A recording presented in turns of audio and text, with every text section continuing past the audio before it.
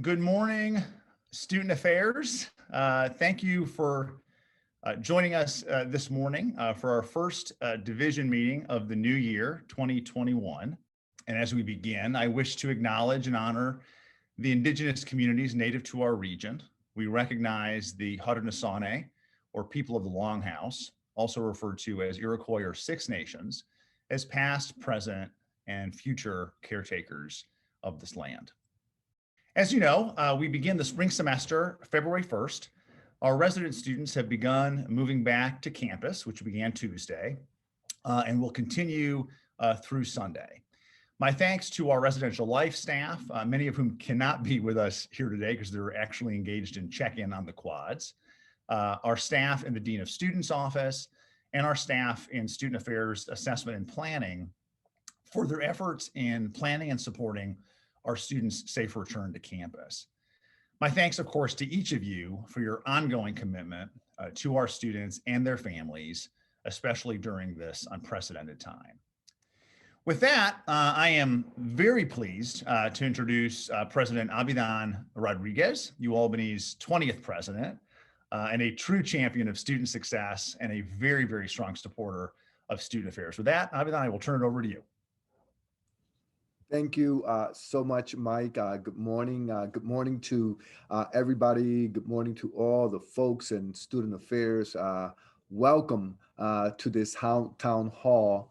Muy buenos dias to everybody. And first and foremost, Happy New Year. I know we're still in January, almost the end of January, but nevertheless, Happy New Year. The year is already speeding by, and I do hope that you folks to some degree had an opportunity to take a few days off with your loved ones during the holiday seasons, and that everyone is staying safe and healthy, which today and these days and always is our ultimate priority to ensure the safety and the health and well-being of our campus community.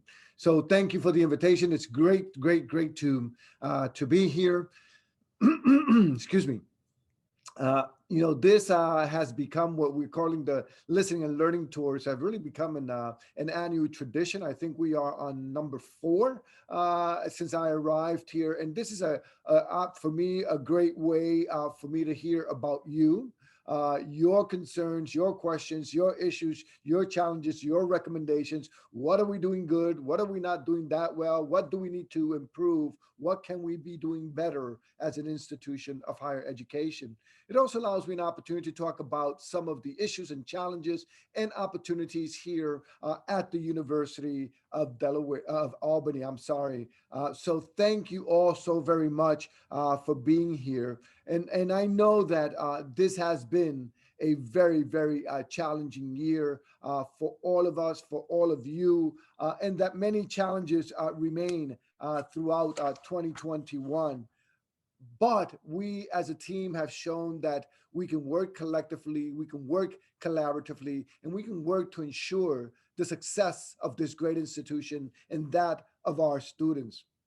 However, it's also important for us to recognize the collective impact, to acknowledge the cumulative impact individually and collectively that this past year has had on all of us, from COVID to the national reckoning on race, the elections and the violent aftermath, the insurrection that took place in DC.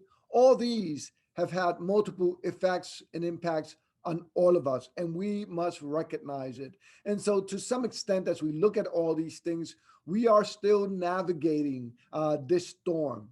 But the great thing is that from 2020, we learned a lot. Through our experiences, we learned what works, what doesn't work, what we need to improve. We learned the challenges, and we also learned the opportunities. So I think that as we begin navigating 2021, we have a strong and solid foundation and great planning and protocols, thanks to the incident management team, thanks to our UAlbany Forward Together team, and thanks to all of you who have actively engaged in helping us navigate these challenges and moving the institution forward. And so we do see light at the end of the tunnel. And now with the new vaccines that are in place, and hopefully with the increased availability of vaccinations across the country, we will go toward improving our circumstances and reducing this pandemic that has had devastating impact on institutions of higher education. We at the University at Albany continue to stay present as we navigate these issues of the pandemic and continue to work with our communities and serve the city of Albany, the capital region, and the state. As you know, quite recently, as part of our sort of progress in terms of the services that we're providing to the state, we just opened a week or so ago a vaccination site here at the University at Albany. We still have the state testing site. We now have the vaccination site. So kudos to everybody that made this happen. This shows our strong support to service and engagement in the great work that our colleagues here at this institution do. As we prepare for the spring semester, we know that the spring is going to look a lot like the fall semester in terms of enrollments, in terms of the online component of instruction here at the university. So similar to the fall, we expect that about 70% of our courses will be remote and 30% will be in person. But in terms of the total seats occupied by our students, about 85% of the seats will be remote and 15% will be in person. We are doing a great job to get ready for the spring semester based on the things that we have learned from the fall semester. Looking towards the fall, for 2021, our expectation is that it will look very much like a quote unquote typical semester, but implementing the knowledge that we have learned through our challenge and the opportunities that we have confronted with the COVID-19 pandemic. In all this planning and implementation, student affairs continues to play an essential role. And you play so many roles to help us navigate through these challenges and to help us better serve our students. And we sincerely appreciate the long hours that you have put in, the stressful situations that you have been through, not only individually and with your families, but as a great staff and employee of the University at Albany. We sincerely appreciate your long hours, your ongoing and hard work to make all this work here at the university. We know that you have put quite a lot of hours throughout this process. And so once again, thank you. We know also that as we look at sort of higher education nationwide, one of the major concerns, actually number one concern among university presidents, is the mental health of our students. But very close to that at number two is the mental health of our employees, of our faculty and our staff. So we also want to make sure that despite all that we're going through, that you also take good care of your physical and your mental health as well. And any help that we can provide as an institution, we're here to serve you as well. But again, thank you so very much for everything that you have done. And as we continue to navigate through the pandemic, we need to continue to focus on the mental health issues that impact our students. And of course, I think we would all agree that the mental health of our faculty, staff, and students is everyone's responsibility. It doesn't lie with one particular office, but it is everybody's responsibility. That said, we have student affairs professionals that have done an amazing job in addressing the mental health issues of our students. And we do realize that this remains a major and important challenge for us all, and we need to continue to move forward as we navigate these challenges. There are other issues that come to the forefront as we think about the impacts of COVID-19, the academic challenges that our students confront, the sense of belonging, right, through the isolation that we have all confronted. College affordability is a major issue. Housing and food insecurity is critical to our students, and heightened concerns about systemic racism, given all that has transpired, including the insurrection in Washington, D.C. This concern is real about systemic racism in our communities. All this to say that the Division of Student Affairs plays an even more critical and even more important role today, and demanding role today more than ever. And so I'm interested in listening to your perspectives, to get your questions, to get your feedback in terms of how we are moving forward. And I also would like an opportunity later on as we go through these questions to talk a little bit about the future of the university and where we will be 3 to 5 years from now, 10 years from now, and how we can continue to work together to make this a better, a greater, and a more resilient institution. And I am very confident we can do that thanks to your active engagement, your support, and your collaboration. So, with that, thank you all so very much. And I'm going to pass it on now to Mike. Great. Thank you so much, Mr. President, for those terrific opening remarks. Before we get into our sort of customary Q&A, I did want to take a quick second to introduce our provost, Dr. Carol Kim, who's also joined us. Carol, if you wanted to maybe click your camera on and give a hello. Hello, Carol. Thanks for being here very much. So again, Avidan, thank you for being here. As this has become our custom, I know that before we jumped on, I was saying that last time we did a town hall together, we were sitting on stage in person in the auditorium about a year ago in January. So I'll kick things off as we usually do with a series of questions to get things started. And for folks who are joining the webinar, please use the Q&A function to submit your questions, and we'll get to those after we go through sort of the initial conversation here this morning. So you outlined the challenges that we're confronting, and as I said, a year ago we were sitting on stage together. How things have changed. Can you talk a little bit about silver linings? You evoke sort of lessons learned through our experience navigating COVID at UAlbany. How can we leverage these lessons to build institutional resilience that better serve our students and their families? So yes, I think we learned quite a lot through navigating COVID during 2020, and has made us a stronger and more resilient institution. Let me just name a few things that we have done. First of all, I think the most critical thing is we came together as a community, faculty, staff, and students, to navigate the challenges and impacts of COVID-19. There's not one group or any particular person that could have done this alone. We came together as a community. We came together as a family, despite our disagreements, despite our challenges. We came together with one goal in mind: to ensure the safety and the health of our campus community. And we did a pretty darn good job. There's some things that we have to be extremely proud. For sure. Student Affairs work very closely with our students to, address their issues, address their concerns, whether they be academically related, whether it be health or mental health related, whether it be in the residential halls, whether it be providing them food for those students that were isolated and quarantined as well. We've done a tremendous job in that regard.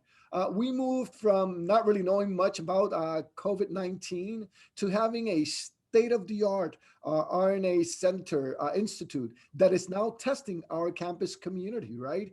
Day in and day out. This is quite amazing.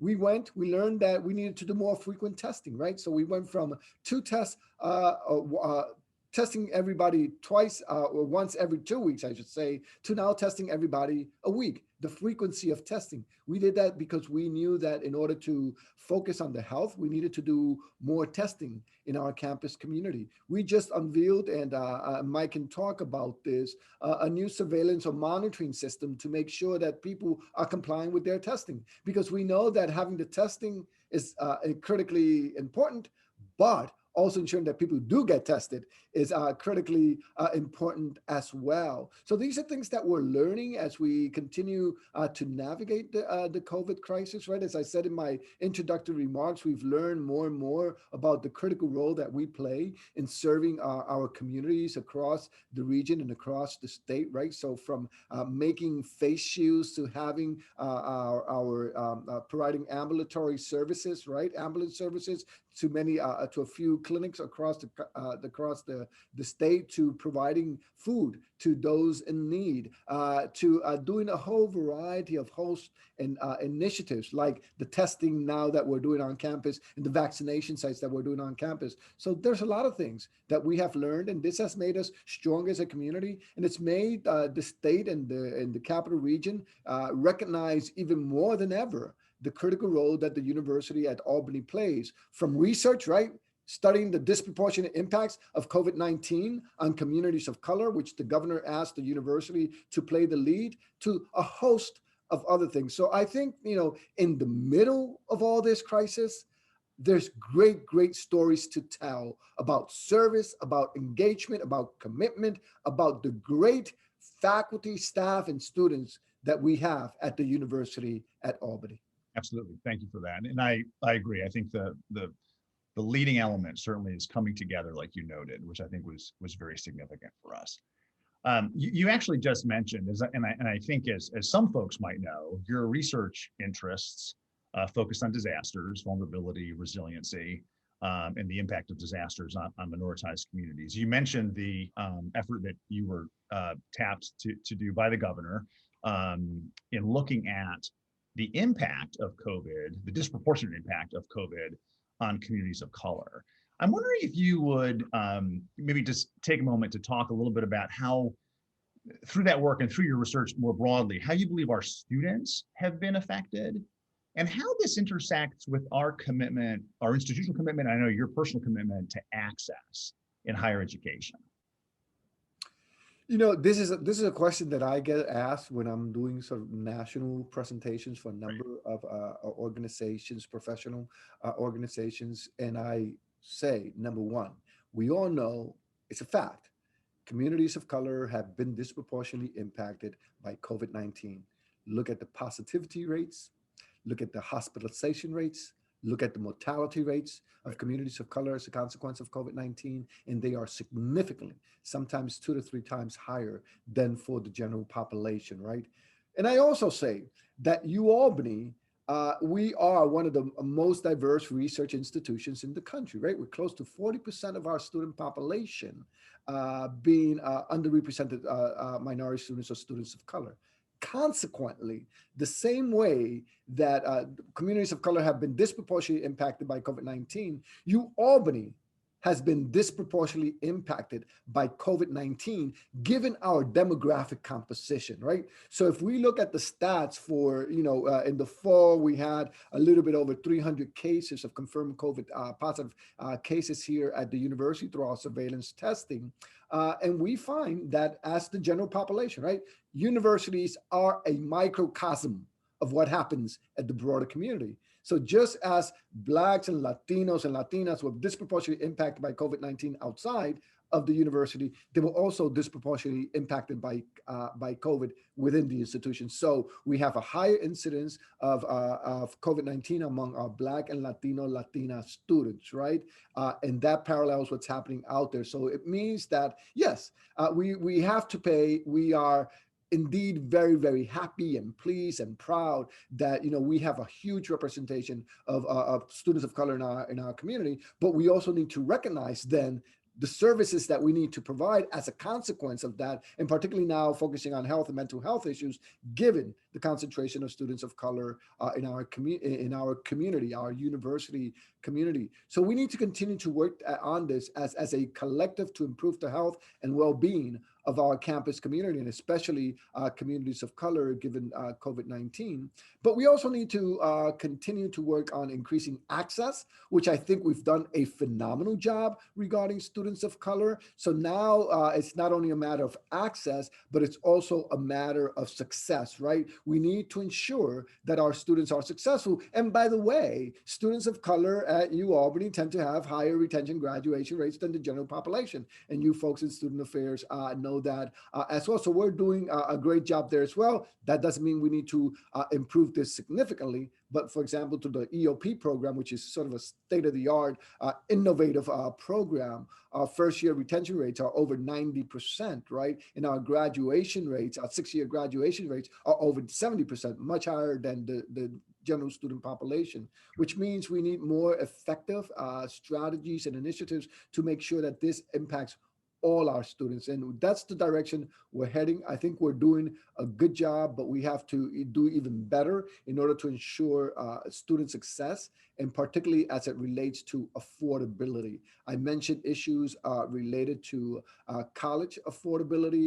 I mentioned issues at my introductory remarks related to housing and food insecurity. These are all things that we need to pay careful attention to as it impacts all our students, and especially students of color. Because, like you say, President Rodriguez, it starts with a single student. You say that all the time. But it also is all contributing to their success, right? Success transcends the classroom. And I think you've noted a number of those areas that really do contribute, from access to graduation, when everything is said and done, and beyond, for that matter.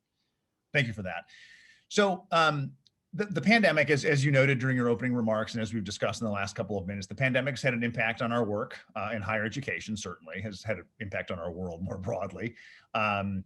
We're all aware of the ongoing challenges relative to our sort of financial condition, and Vice President Foreman has been terrific, I think, in having forums that have addressed that on an ongoing basis over certainly during the pandemic, but even before that. I'm curious if you'd be interested in sharing. So since the release of the governor's executive budget last week or 2 weeks ago, has anything changed about our plans or modified as it relates to the kinds of necessary reductions that we'll need to make institutionally, given what we're hearing from the governor's office and maybe the division of the budget at this point? So all of you have heard us extensively during the past year talk about the financial impacts that COVID-19 has had on institutions across the country, and UAlbany is not immune to these impacts. Quite the contrary, right? We've also suffered the impacts of COVID-19. We've suffered impacts out of one-time impacts that we believe that we will recover. For example, right, we're close to a little bit over 50% occupancy rate in our residence halls this spring, and we were about 50% last fall. That's a significant budgetary impact, but we believe that we will recover from that, right? Within a year or two, we should be back prior to pre-COVID occupancy rates, if not better. Last spring, we had to reimburse about $21 million to our students for fees and residence halls, et cetera. That's something we needed to do. That's the right thing to do, and we had to do that, right? So no complaints there. That said, our residence halls, our buildings are still there. The staff are still there. We need to still warm the buildings, right? Heat the buildings and provide the necessary services. So while we return $21 million to our students, as we should have, those expenses still remain. So we as an institution had to come up with that funding. So there's one-time issues that we can deal with. And then there is the structural budget deficit issues that we've talked about, right? We've had a roughly $5 million structural budget deficit for a few years now, for quite some time, I should say. And we've been dealing with that, right? Nothing that we were really greatly concerned about, given that our overall budget is over $500 million. But COVID-19 exacerbated that structural budget deficit. And you've heard presentations by Todd on the budget. You've heard me address them at the extended President's Council meetings. And you heard, if you participated yesterday in the Provost Town Hall, dealing with these issues as well. So that's the general panorama. $59 million shortfall. That's pretty big. That's a little bit over 10%, 11% of our overall budget, something that we have to deal with. We made some budget projections, right, based on the data that we had available at that time. And as Mike knows, because we have these discussions every week when we meet with the Executive Council, right, budgets are fluid. Budgets change all the time. And sometimes they change from day to day for the better, and sometimes they change for the worse, right? And so we need to also modify our budget models accordingly. And sometimes it's infuriating, right? It's crazy because we feel that the carpet keeps being removed from below our feet, but that's the situation with the budget. It's fluid, it continues to change. When you heard the budget presentation by the governor and his budget officer, director, there was some really great news, unexpected news that we got from the budget that the governor presented. For example, we were anticipating a 20% cut from our state budget.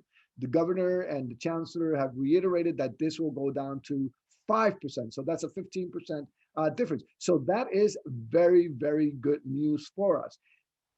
However, the budget for the governor is also based on two scenarios: whether the state receives $6 billion in stimulus funding from the federal government, or $15 billion from the federal government. Based on that, the governor will change his budget scenarios. And so, while we're very, very happy about this, we're also treading with care. We will modify our budgets to reflect those changes as well. But we still, as the provost said yesterday, we still have to deal with the reality of the structural budget deficit, which one-time funds will not alleviate. So we will get some funding from the federal stimulus funds, but that's one-time funding, right? We can address some immediate issues to minimize in the short term, alleviate the impacts of COVID-19 on our budgets, but that will not allow us to address the structural budget deficit.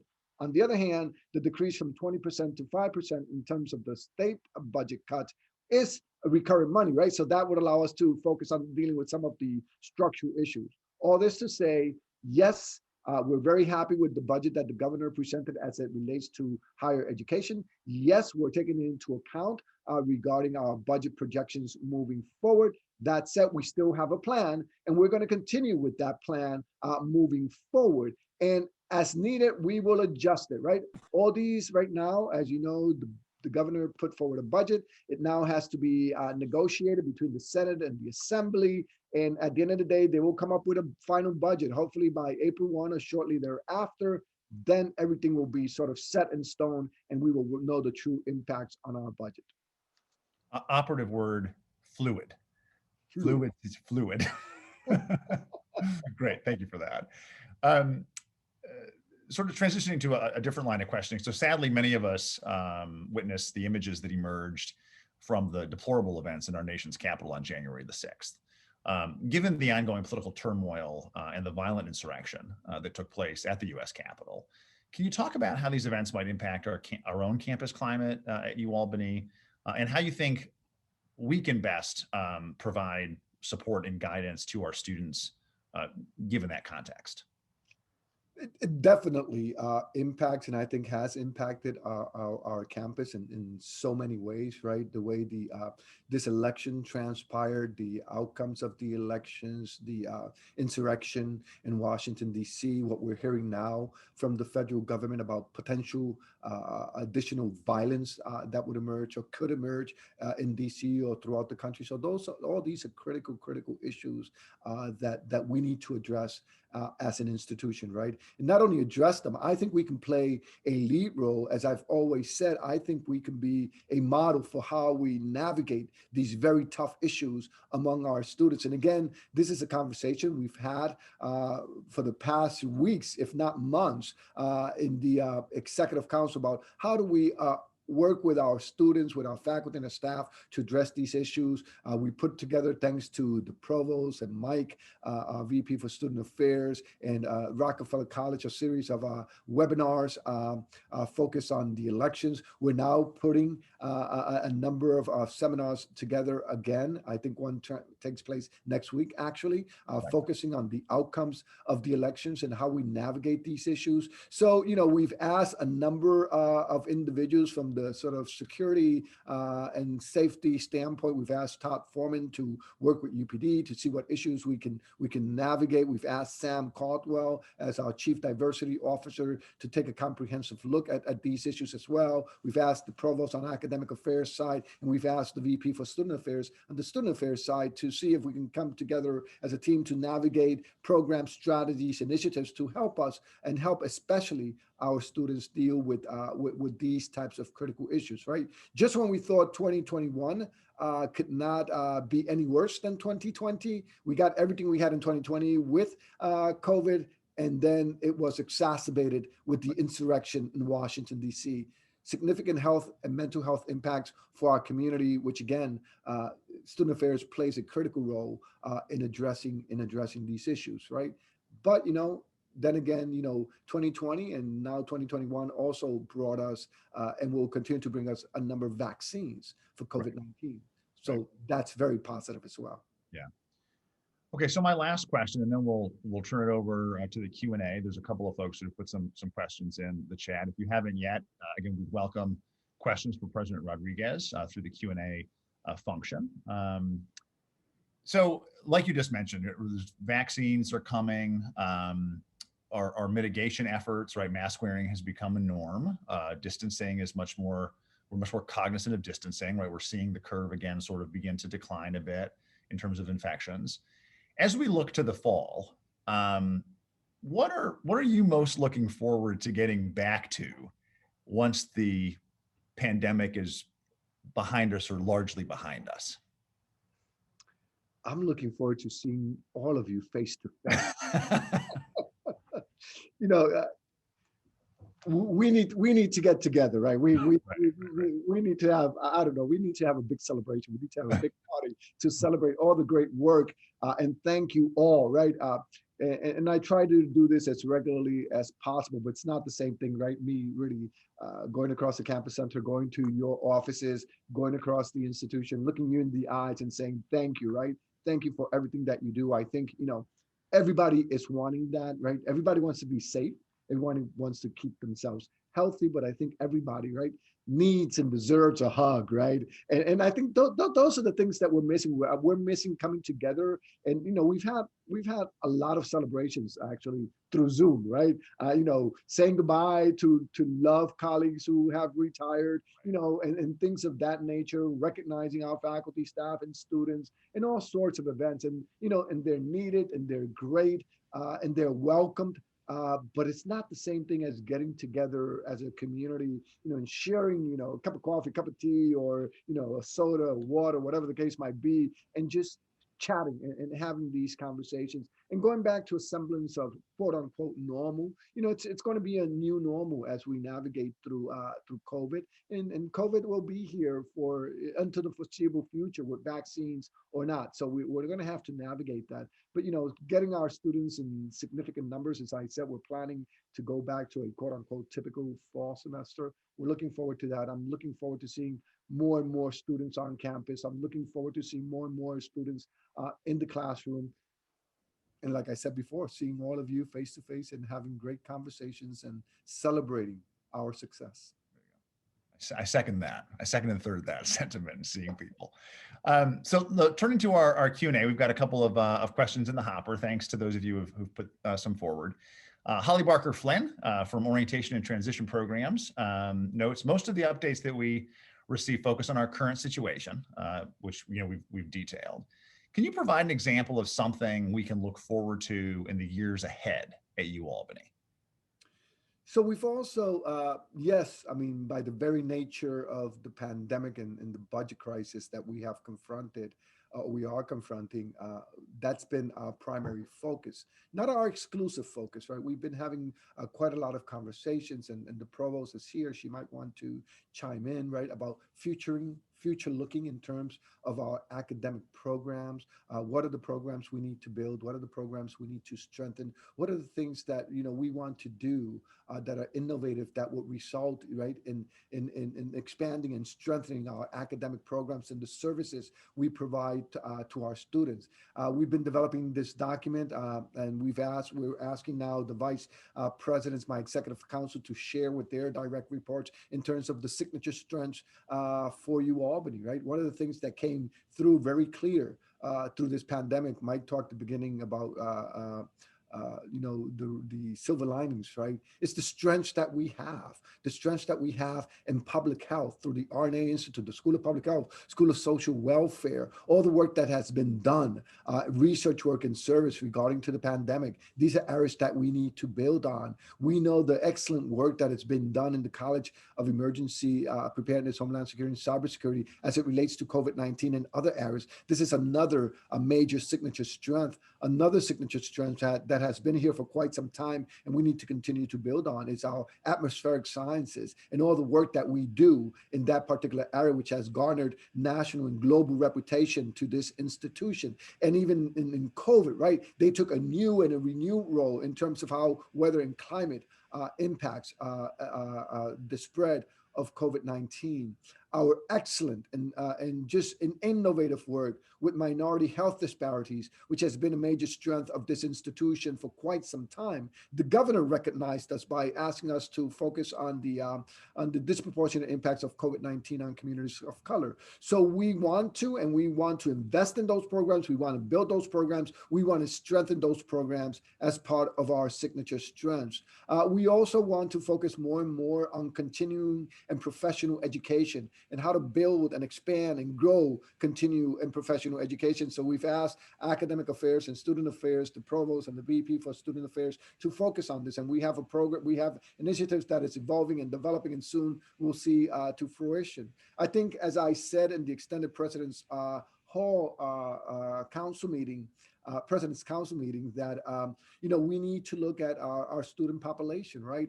While our focus, as many institutions of higher education, still is to focus on the quote unquote traditional student population, right, from 18 to 22 years old. While we know that the demographics in the state and across the country are changing quite significantly, so expanding our programs and reaching out through our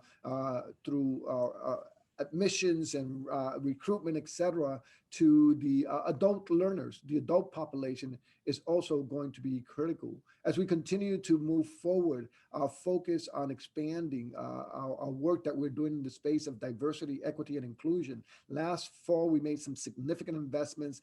Sam Caldwell is just doing a fabulous job in moving this initiatives forward, whether it relates to race and ethnic issues, LGBTQ community, or whether it be to women in leadership positions here at the university. At the beginning of my comments, I slipped and mentioned Delaware, right? And one of the reasons is because we're writing a proposal, thanks to some of our colleagues here at the institution, that's an advanced, it's called Advance, it's funded by the National Science Foundation. The program of the Advance proposal is to advance the equity and professional development and the advancement of women in institutions of higher education. So we're finalizing that proposal. And I mentioned Delaware because I'm looking, I still serve on the advisory board for the advanced program at the University of Delaware. So I'm looking at all, as I was about to come here, I'm looking at all the documents from the University of Delaware. So I have Delaware present in my mind, but the idea is to hopefully get that proposal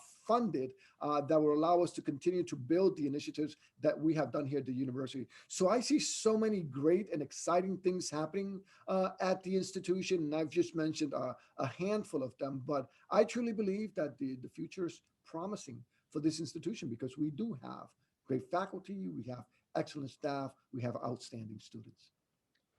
Can you take a second, Avidan, to just talk a little bit about ETech? I think that there's a beautiful, gorgeous facility that's opening that I recently had a chance to tour, which is breathtaking. Can you just give folks, I don't know, a snapshot of sort of what your vision on how that'll transform the university going forward?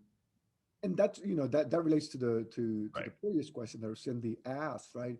Because this is going to be a state-of-the-art building, second to none in the country.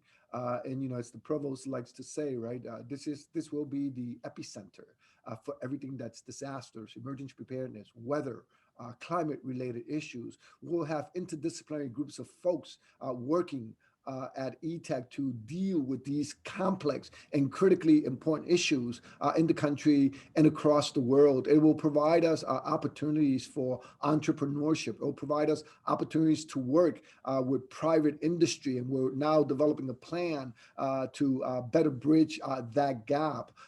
And so this is going to be a facility where we will come together to highlight the great research and the great scholarship and the great service that is being performed by faculty, staff, researchers, and students here at UAlbany. So this will set us apart in so many different ways. I am so excited about this building. It is beautiful. It is outstanding. And we need to make the very best use of it. And, and for those in admissions and enrollment who are listening to me, this has got to be one of those key features that we highlight to recruit our students, right? Both traditional and adult learners to come to UAlbany. It's going to be a great selling point for us.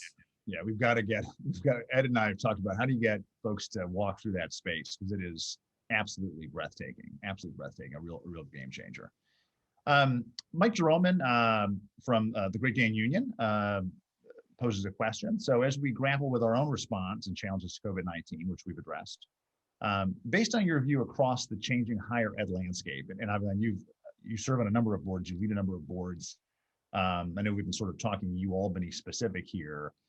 Are there opportunities based on what you've seen on the panels, the boards, the discussions that you have with other higher education leaders across the country that will come out, as we sort of come out of this moment in our history? What does higher education look like? And by extension, and you've alluded to some of this for us, how do we look like that may have been different in the fall of 19? As we look at higher education, as Mike says, I've been having dozens and dozens of discussions with leaders in higher education through APOU and HETS and HAKU and ASKU and list the acronyms, right, in terms of what's happening across the country regarding higher education. First of all, right, the impacts have been significant. They have been devastating for some institutions. We will see, particularly smaller liberal arts institutions. Prior to COVID, there were quite a few that were closing and merging and consolidating prior to COVID-19. COVID-19 will exacerbate that trend. And so that is going to be critical for us to focus on. Yesterday, I sent 2 videos, I believe, to the Executive Council. One was by the Chancellor focusing on how we need to rethink higher education, given that, I think SUNY alone, we're seeing 20% less applications this year than in previous years, right? And so that might mean that our model in terms of higher education also needs to change. The second video that I sent them, I was referring to the significant growth and expansion in continuing and professional education. More and more people wanting to get certificates, wanting to get, a certificate or any other sort of higher education credential that is not a degree, but to get certified to improve their opportunities for employment or for job mobility, upward mobility, etc. Right? So continuing professional education, reaching out to the adult population. This is something that a lot of institutions of higher education, we're having a lot of conversations about this, and the modes in which we deliver education. Right? We've recognized that online education. By the way, those institutions that have been online institutions for a very long time that have robust and strong programs throughout this pandemic, while other institutions have seen their enrollments decline, they have seen their enrollments either steady or with significant, sometimes in double-digit increases. So this all to say that we're going to have to come together and rethink higher education, how we do education, how we deliver education, how we reach out to our students, the services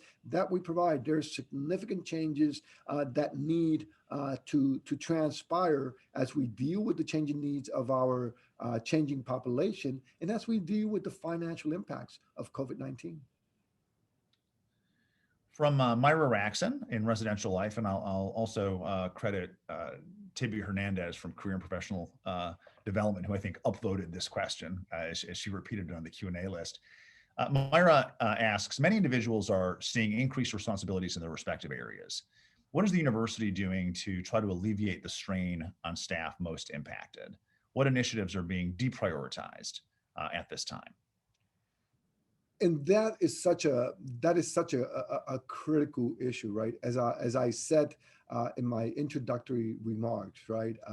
But in all areas, and certainly in student affairs, we've seen the increase in responsibilities. We've seen, I mean, you talk about residents' life, right, with all the issues that they have had to deal with regarding COVID and serving our students and making sure that they keep themselves healthy as well. We've seen that there are groups of people throughout the institution, especially staff, that their roles and responsibilities have been magnified, that their hours have increased, that they're working longer hours, that they're working throughout the weekends as well. And student affairs, it's sort of like a 24/7 operation, right? But I think we've seen even more of that as a consequence of COVID, and as we now begin to welcome our students back during the spring. So we are cognizant of that fact, and we are trying to see what are the ways that we can minimize those impacts. These are conversations we're having with the Executive Council as well, right? As I've mentioned, and I've been mentioning this now for 3.5 years. Mike might say I sound like a broken record, right? What is it that we do well, incredibly well, that we should continue to keep doing, right? Let's go forward. What is it that we are not doing that well? What is it that we've been doing because, the wheels continue to turn and this is what we've always done?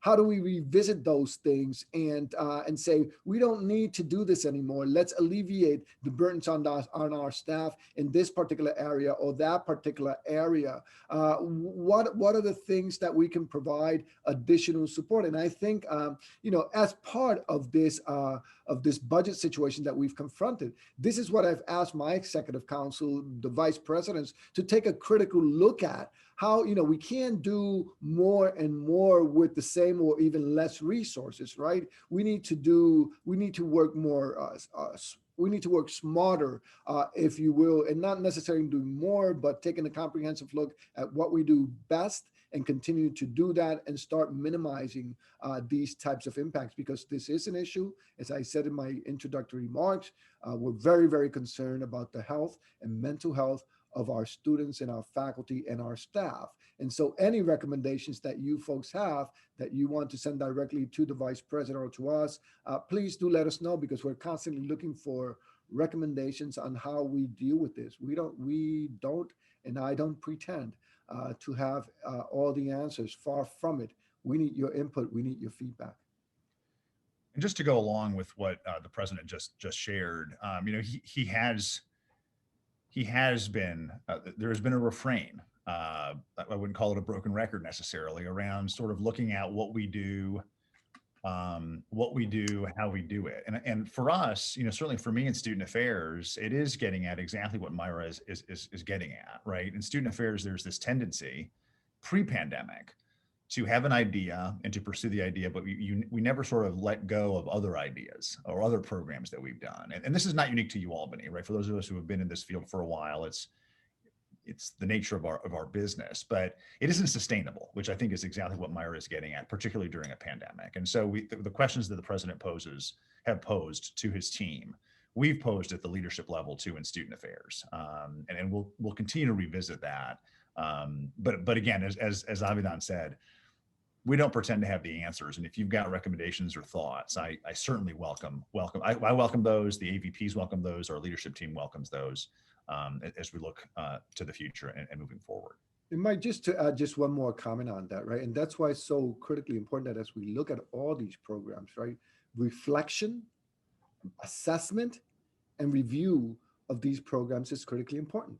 And by the way, it's okay to say, we've been doing this program for 5 years or 10 years or whatever the number of years, right?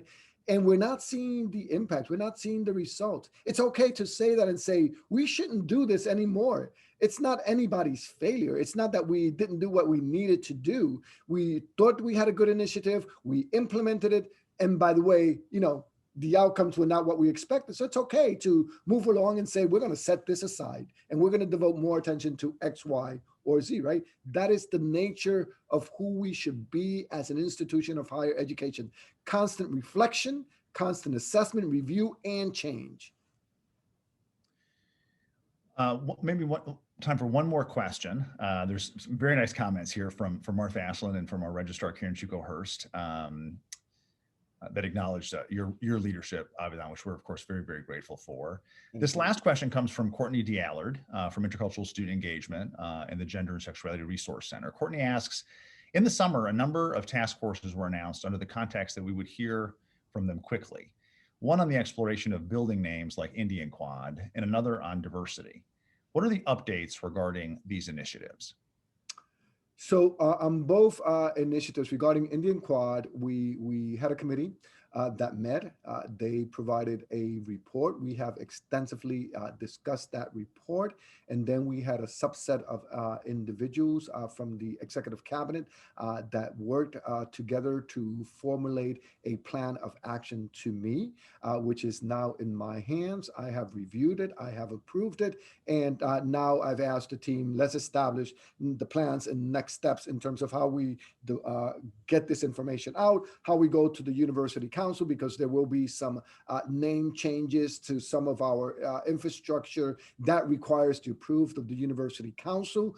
We are about ready to present that to the university council. I believe our next meeting is in March. And so we will be doing some announcements regarding that.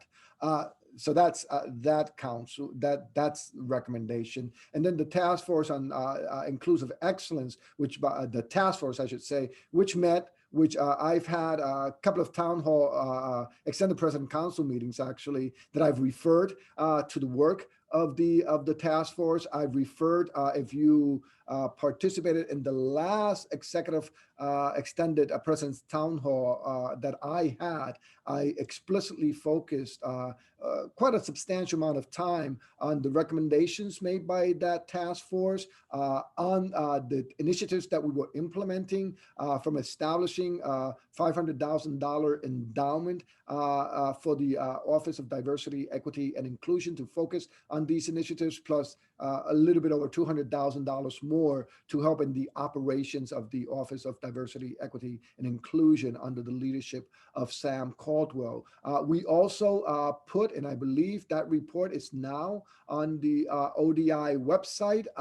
And so that has been made public, and we've been communicating to the university community about that report and our plans moving forward. Again, if you didn't get an opportunity to participate in the extended President's Council meeting, the last one we had in the fall, I believe it was recorded. And so you will be able to, it was not the last, it was the next last, I think, last fall. It is recorded, and it's available for you to view and listen to.